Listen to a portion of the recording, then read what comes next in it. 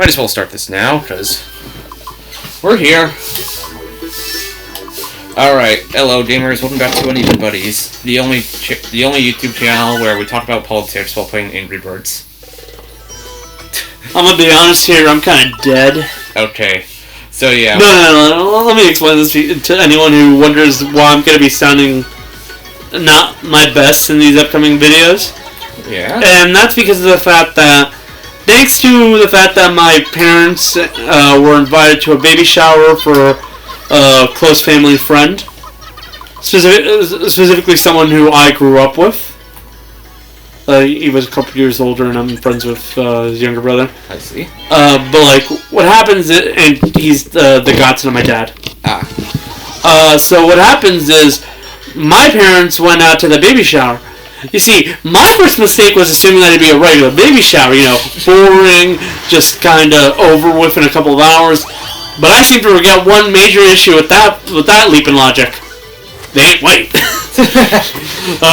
So it was a Mexican baby shower. Oh. I was up till 3 in the morning. I didn't go with them. I had to stay. I stayed back because I didn't want to go to a party. Yeah. But I had to stay up till 3 in the morning because I had to open the gate for them. Because they like had me and my sister lock the gate because she also wasn't going. But the thing is, only one of us had to stay up. Huh. So she went to sleep. Sometime. Yeah. So I had to keep myself entertained and awake throughout the night. And then I still ended up waking up at 8. Wow. It was 8:30, but fun time. Doesn't change the fact that I basically had 5 hours and a half of sleep, and I still haven't eaten. That's fun. Definitely. So, as it is right now, I'm kind of dead. So if there are long moments of time when I just don't speak, don't be surprised. That's your explanation. I mean, usually I do that, but that's only like late into the sessions in which I'm actually tired, or when I'm eating and focusing too much on that. So in gaming news, the last Smash Bros. DLC, Sora, came out. We're probably playing that one today. Yeah, I tried him out. He's a bit floaty and very. But he plays exactly like the game, like Kingdom Hearts, from what I see. Yes, like my initial impressions of playing Sora were the same I had for Kingdom Hearts itself. How the fuck do you play this? You're supposed to be playing in the air. Yeah, I realized that. The horror. I realized that, and then I got the hang of it, and now I really like how he plays. Like, I am not shocked that yet take a while to get to, but like, the second you start, you actually play a Kingdom Hearts game, you'll know for a fact that name is actually literal, because every time you start a combo, your best bet is to throw them up into the air. It's a game where you have to juggle to survive. I literally had to equip some like fucking perk just so I can just so I didn't see the enemy's health bar. That was annoying. Oh yeah, that's a thing in all of them. Yeah. The reason is because you don't actually need to see the health bar, it's always set. Yeah, but it's convenient for me. Yeah. Someone who's doesn't play that many RPGs in his lifetime.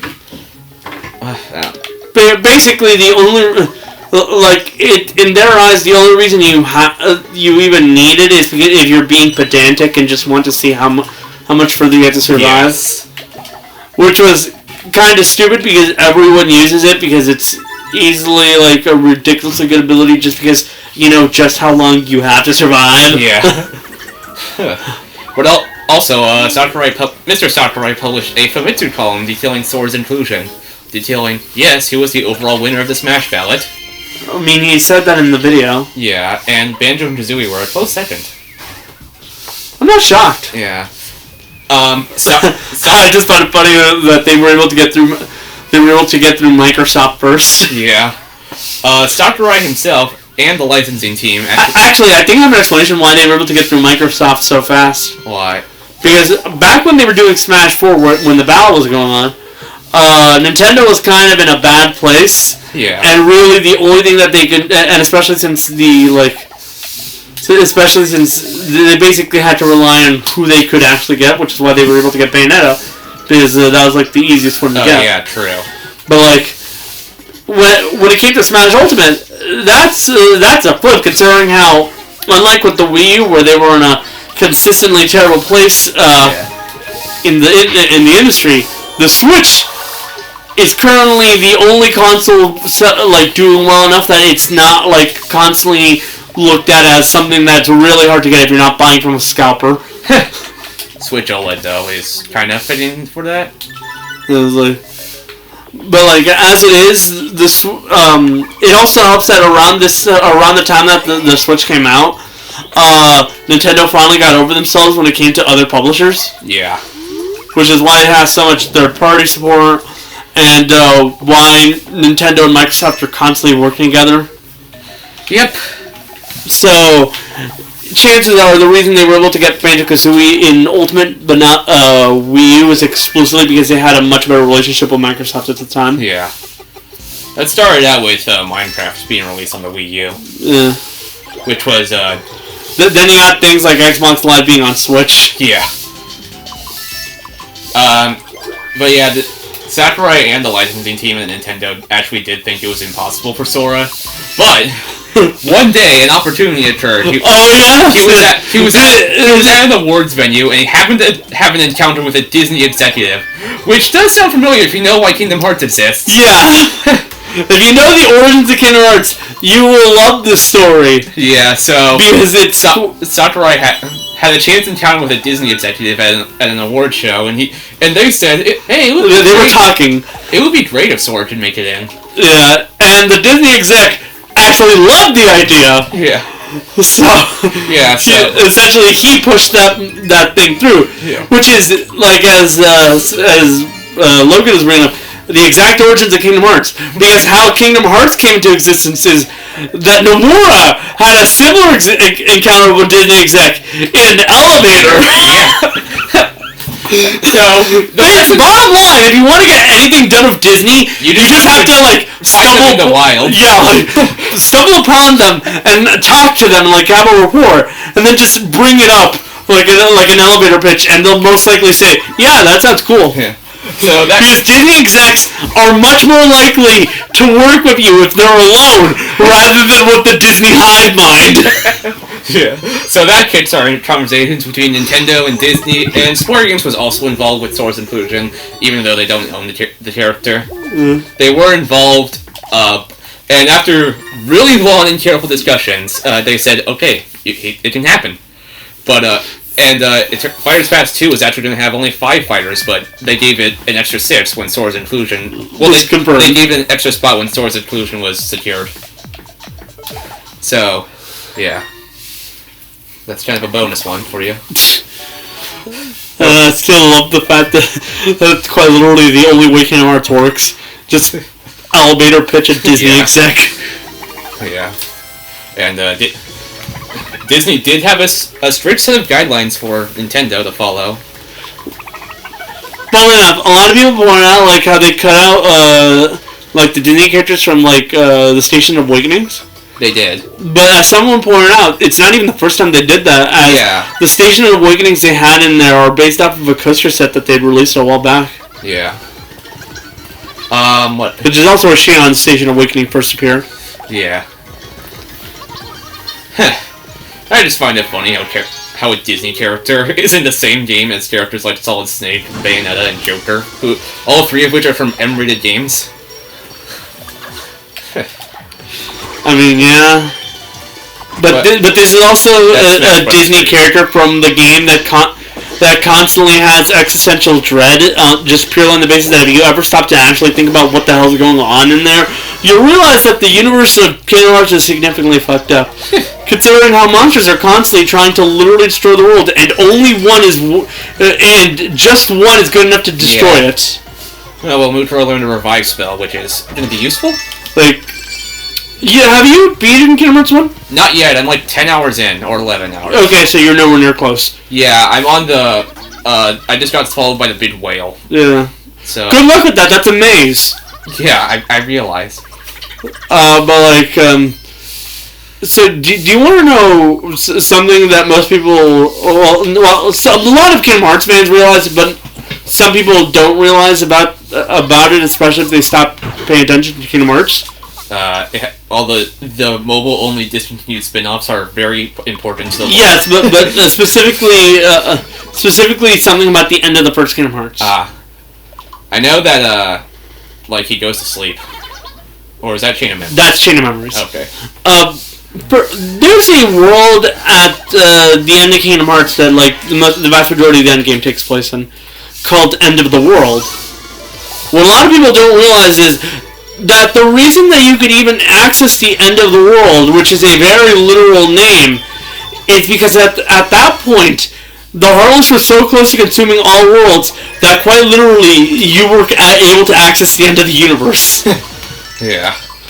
Like, essentially the only worlds that were still around were the ones that Sora had saved, and like stopping Ansem at the end of that game basically revived a whole bunch of worlds. Yeah. Which is why the End of the World is incapable of being accessed at any other game after that.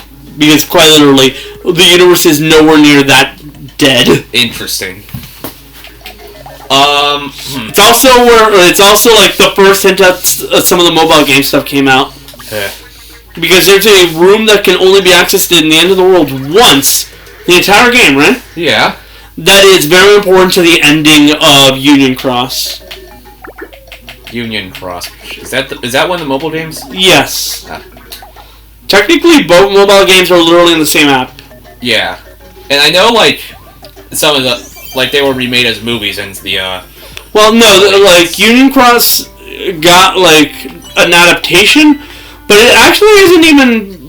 Like, it's completely separate because it's basically showing what was going on with those characters at that moment, which you basically only get bits and pieces of inside of the game, because the game assumes that you've already watched it. Yeah, I did that. Kingdom Hearts is confusing. The most confusing fanfic I've ever read. The best way to do it is just play it by release order. Yeah, that's what I'm doing. I'm like 10 or 11 hours into Kingdom Hearts 1, and I'm going to go Chain of Memories and whatever's orders after that in the 1.5 plus 2.5 collection, and whatever else. Whatever's next in the 2.8 Final Chapter Prologue, which they have some really weird titles, I must say. I want to get that snurped. Do you want me to explain some of them? No. No, like, it doesn't actually have anything to do with the game. I'm talking about, like, why they're so fucking confusing. There's, like, Birth by Sleep, 358 Days Over 2, I don't fucking know. I mean, Final Chapter Prologue, I get, because I think there's an original game in there that's, like, sets up Kingdom Hearts 3. Yeah, that's 0.2. Yeah. Which is a sequel to Birth by Sleep. And then, basically, it's essentially a prologue to 3. During my brief time, I tried to play 3, but then I decided, I should probably play these in order. Yeah. It said, like, Kingdom Hearts 2.9, I was like, what? The joke here is that, they were making fun of how long it took for Kingdom Hearts 3 to come out, but it was also, like, the journey doesn't really start until the second it says 3, because... Yeah. Yeah, it was like, it doesn't make sense to call it 3 if they're basically just revisiting a world and don't even know what the hell they're meant to be doing at the moment. Yeah. Something I also want to point out is that, as mentioned, there are no cameos from characters from Disney films in the Smash Bros. Collaboration. And, that Smash does have a rule of video game characters only in there, and Disney characters are not video game characters. But even then, if they want unless you count the Kingdom Hearts characters, which are Disney characters. People just don't like to admit that. Even if they wanted to, it would have been a lot more expensive. Because Disney's notoriously very protective of their properties. Yeah. They're literally single-handedly leading the charge against, like, copyright. Like, not copyright, what's it called? Like, when a property's so old that it can't be copyrighted. Public domain. Public domain, yeah. They're literally, like, leading the charge against public domain. Yeah. Because Mickey Mouse is their mascot.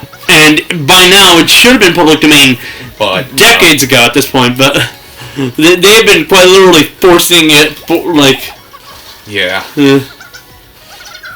But yeah. What? I was in a voice chat with one of my friends a couple nights ago. They were like, Nintendo is the Disney of the video game industry because of the way they treat their fans. In what way? Or like, the way they handle copyright. Because Nintendo is also pretty notorious for their copyright, so... You see, the joke here is that Nintendo was quite literally heavily inspired by Disney. Yeah. So much so to the point where their first big break was making Disney cards. Yeah. So Disney and Nintendo actually have a history that coincides quite often. It's kind of funny. Oh. I just remembered a really stupid argument last night against Sora in Smash. Because, like, Sora's owned by Disney, and Nintendo is working over with Universal to make the Mario movie, and Universal is a... And the Mario Land. Yeah, and Universal... I've heard good things about the Mario Land, by the way. Yeah, I really want to go, but... I've heard that, like, they basically, thanks to, even though you do have, like, an app and shit like that, and, like... Yeah. Essentially, like, if you get a bracelet, which you're paying extra... But essentially, okay, you can treat the land like it's a video game. Yeah, downright just scores. Yeah. But I heard that like half the fun is quite literally just exploring and trying to find everything you can. Yeah. But what I was saying is that Universal is one of Disney's top competitors in the market, and people thought that just because Nintendo was working with them, Disney would not want to license out Sora. Which is kind of stupid and really out there. Yes. If Disney were that petty about video games, especially since most of the video games end up on Nintendo consoles anyways, let me tell you, they just make their own. Like video game console. Well, that never ends well for people who try to enter. Yeah. I mean, Apple tried to make one, and that didn't go well. We've reached the point where like the main factions are so big that they can bully newcomers out of the way so that like it doesn't oversaturate the market like back in '83. Yeah, because like you got your Nintendos, your Sonys, your Microsofts, formerly Segas and Ataris. Sega's lost so badly to Nintendo that they're essentially Nintendo's bitch. Kevin actually said that to me, like, the day after Joker was revealed for Smash. He was like, Sega is Nintendo's bitch. I remember that. They really are, though. It's not even funny. Because I pointed out that by then, Sega now has 3 characters in Smash. Sonic, Bayonetta, and Joker. So yeah.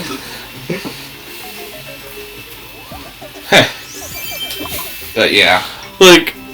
They even had an exclusive contract for Sonic for a while. Yeah, that game was one of the worst deals in history. Because you got Sonic Boom. Yeah, but like, it just shows just how subservient Sega really are to Nintendo at times. Yeah. What else was it? Like you think with how many games like end up like on Sony consoles that Sony would be their main thing, but no, they basically keep crawling back to Nintendo for just about everything. Yeah.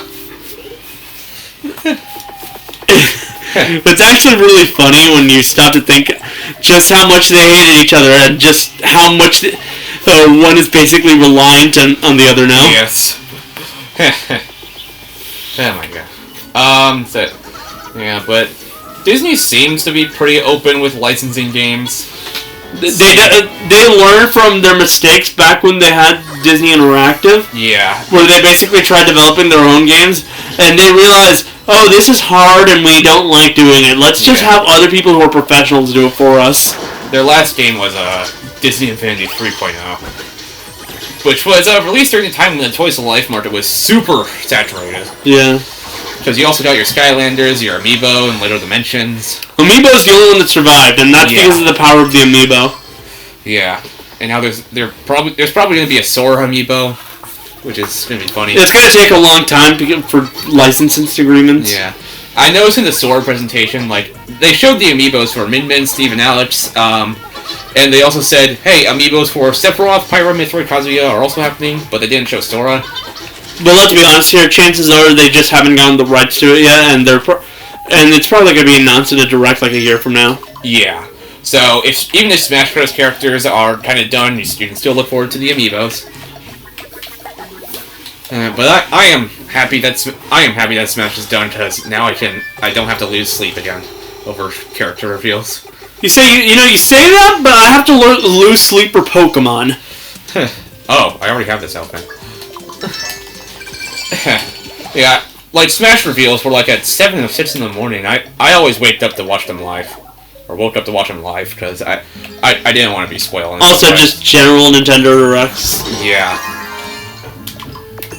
There's that. I can now lose sleep over a Nintendo Direct if whether... To be fair, the most Nintendo Directs are around 3, so... Yeah. You don't have to lose sleep for them. Now I don't... Now I can continue worrying if there's going to be a new Tomodachi. Well, actually, the big ones are around 3. Mostly because those are the ones that are around E3. The E3 is around, like, 9 a.m. Yeah. Pacific time. I'm gonna get this chest. So yeah. You can kind of tell, like, that if it's an early direct, more often than not, the news isn't that big. But if it's, like, a direct that happens, like, in the middle of the day, usually it's something that's so big that they want literally everyone to see it.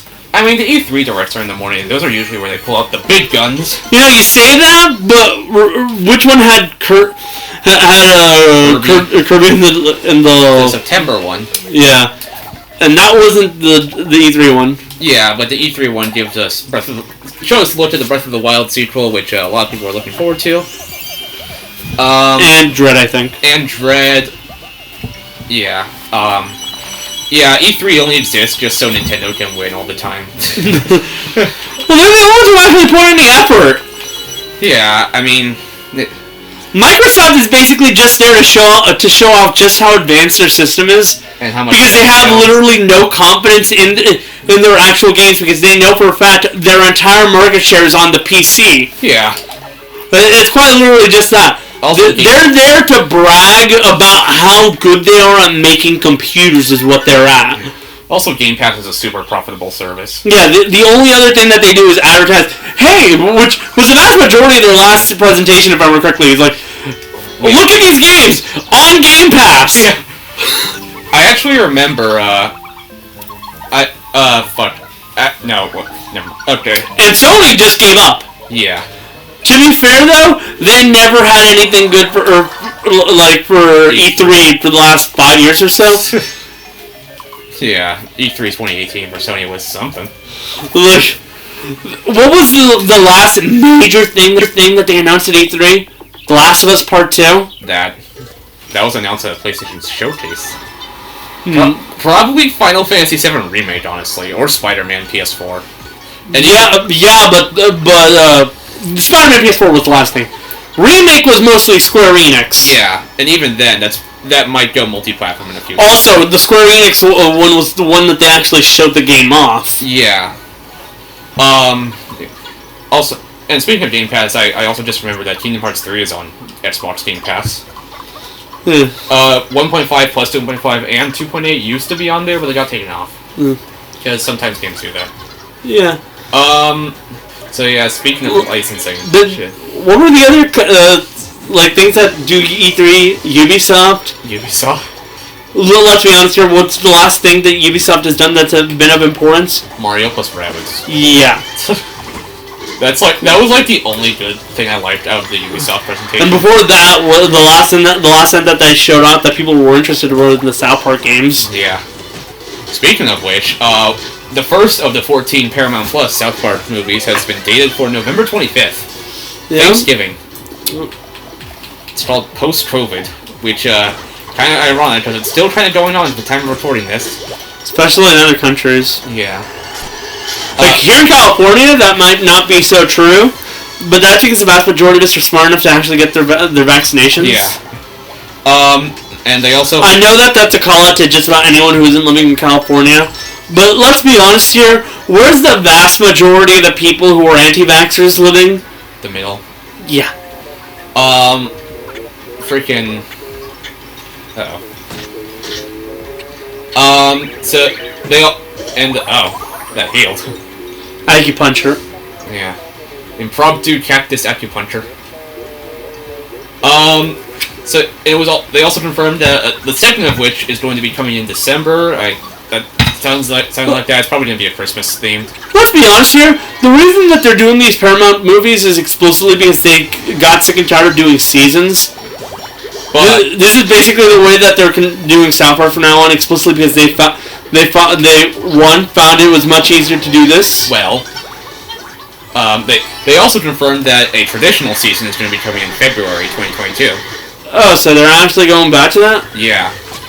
They just couldn't do that because like, in my opinion, their major reasoning for wanting to not do the traditional season to focus more on these movies is exclusively the fact that they have a budget so that they can actually do things that aren't just the usual thing that they do.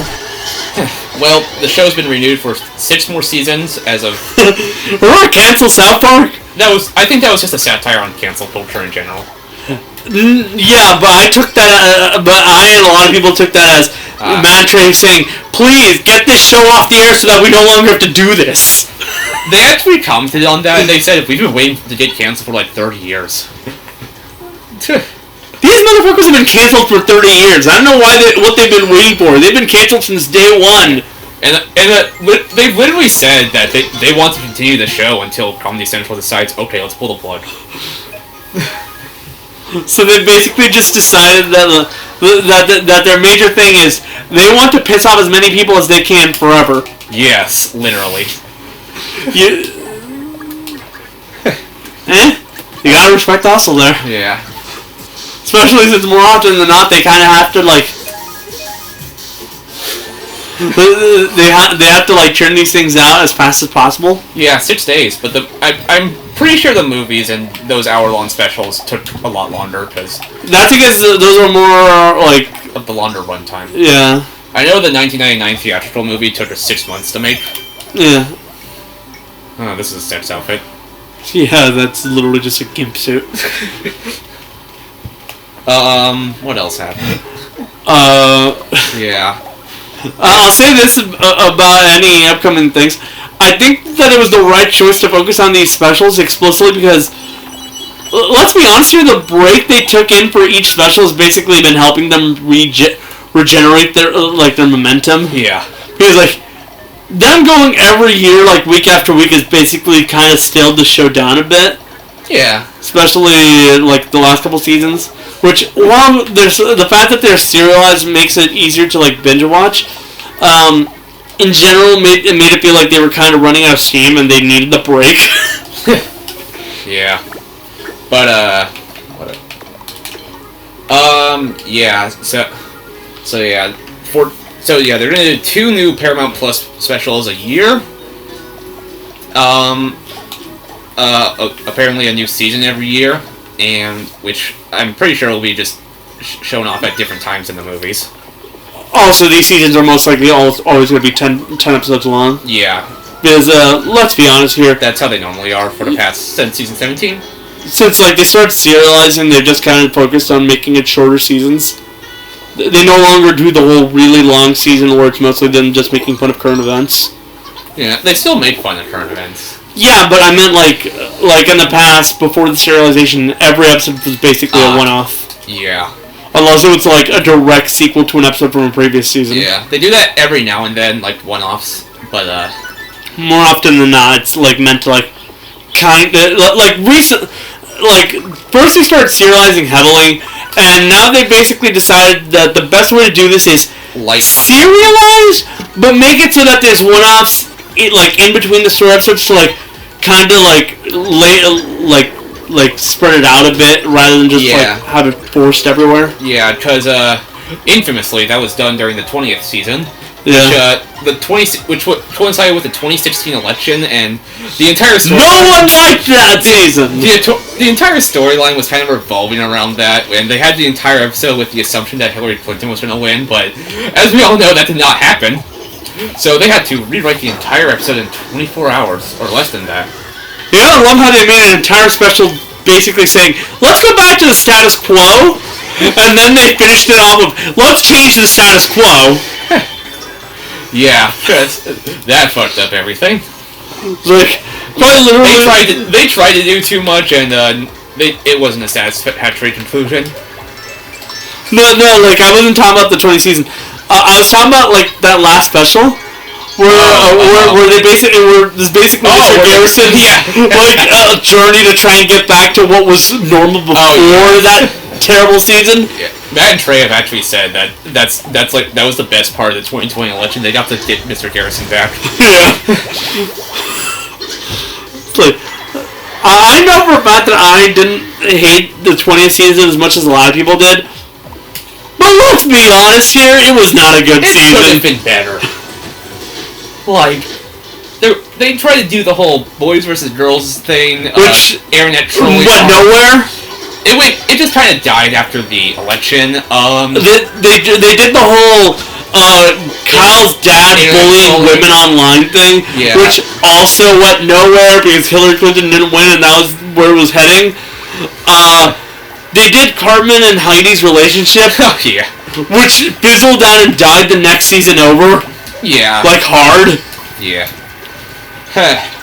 And plus, they were also producing the Fractured Butthole video game at the same time. Which was significantly better than that season. Yeah.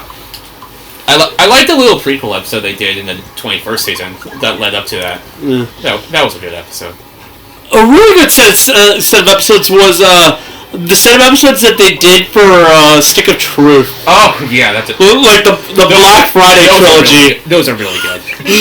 Especially the ending. Yeah. Where they're just walking through the mall. Yeah.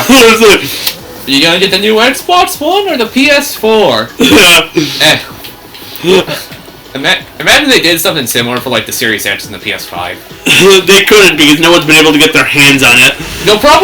I think they'll probably do like an episode at least making fun of that. Yeah. The scalping stuff. Which has gotten worse and worse over the years. Why PS5s will be easier to find in 2021, says one headline. It's 2021. The only reason we managed to get our PS5s is explicitly from camping out at websites. Yeah, I was notified, like the GameStop restock I got at, they alerted it 24 hours in advance. So I just got lucky then. Even then, it was just refreshing the page. My throat's dying from talking too much, so I'm probably gonna be. Oh, but wait, I can pull this off. But seriously, that is a case of, wow, that did not age well. Yeah, I could pull this off.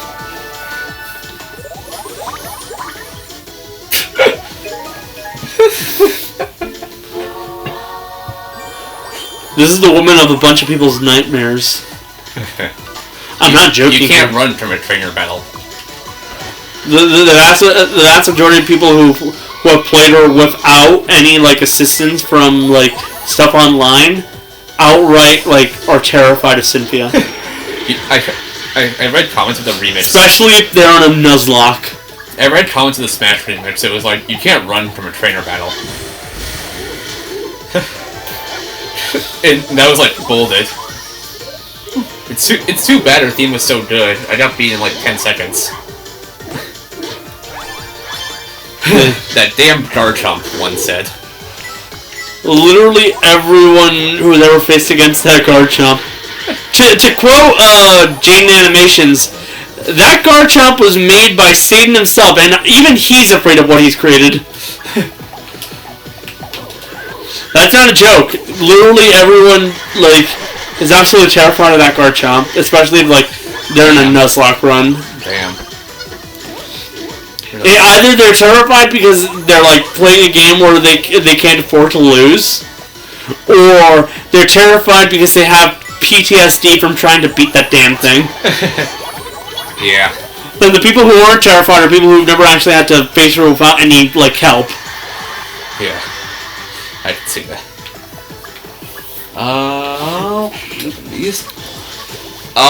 What else? I'm dying. You should probably get water, dude. Yeah, I do have to use the bathroom, so I'll just get that after this boss is done. Sailor Moon boss fight. Well, not Moon. Well, Sailor... This is Jupiter. Jupiter. No, not Jupiter! She's Uranus. I'm an idiot. I meant like as in Sailor Moon character. It's from this series. But oh, stop calling for help. Okay. Yeah. What was I gonna say? So yeah, as part of that big $900 million South Park deal, they also said a new game is. Yeah, I'm happy about that because I love their games. Why? Which is funny because every South Park game before Stick of Truth has been absolute garbage. The Xbox Live Arcade games were alright. Do you not know about those? I'm talking about like the ones that tried to do more than what they were trying to do. Oh, the Acclaim ones? Yeah. Yeah. We played 2 of those, and Chef's Love Shack with I only managed to beat through. Yeah. The Chef's Love Shack with 2 of us and Kevin is actually the most viewed video on Uneven Buddies. Which is funny because I think it was like the first video I was on. Yeah, that was literally the first thing we ever recorded together. We did with you. It's not the first video that was uploaded with me in it. But it was the first one that we recorded. Yeah. Yeah. The first one I did with Kevin was Dark Souls. And the first one I did with Jonathan was Undertale. Yeah, it is the most viewed video right now. Why would people return to that? Like, the weirdest stuff get a lot of views. Like, the second most viewed is Club Penguin Game Day, which is, like, one of the earliest things that's ever gone up. The third most viewed is Angry Birds Trilogy with me and you. Lego Star Wars 2 is up there. Mario Party 9 is up there, but Mario Party videos usually get a lot of views. Persona 5 is up there. Danganronpa V3. Cartoon Network Racing Jump Force. Skylanders Trap Team. Monster Prom is up there. Persona 4 Golden is up there. Monster Prom is legitimately the video that I'm most proud of. The first one. I see. It only just because of the fact that I managed to like keep up like voices the entire time. Yeah, but with the Switch version, we were each holding a different controller, which allowed us for more control. Don't need healing, bitch. You have 12 HP. What was I gonna say? Yeah. If we ever play Monster Prom again, I'm probably gonna bring Jonathan on board, because I just think it'd be funny to see him lose. Horribly. I would not help him. Yeah. I gave you help exclusively because you needed the win. We would just use it to bully him. Yeah. I'm 90% sure you'd probably use the opportunity to try and cuck him. Yeah. One day it'll happen. Apparently he's going to be staying for a longer time during Christmas. Around that time? Maybe, and I think by that time we're going to have... My dad's going to have his shed built and a lot of stuff we moved out of this garage, so it'll be a bigger space. And by that, we'll just shove Jonathan behind the desk and he's going to have the worst view of the TV. Nothing. Everyone's birthdays is friggin' colliding during that time. Yeah. Jonathan's is December 16th, mine is December 20th, Steven's is December 26th. But Kevin's... Funnily enough, so is my dad's. Yeah, I know that. And my mom is January 6th. Yeah, my dad is January 16th, which is the same day Byleth got announced in Smash. So happy birthday, Father! Alright, because my vocal cords are starting to die out, I need to... Get water. Yeah. And use the bathroom. I am going to use this time to find myself food because I'm hungry. Alright, so, if you hear an awkward silence, I might just cut this out for a new episode, but... You'll see. When it happens.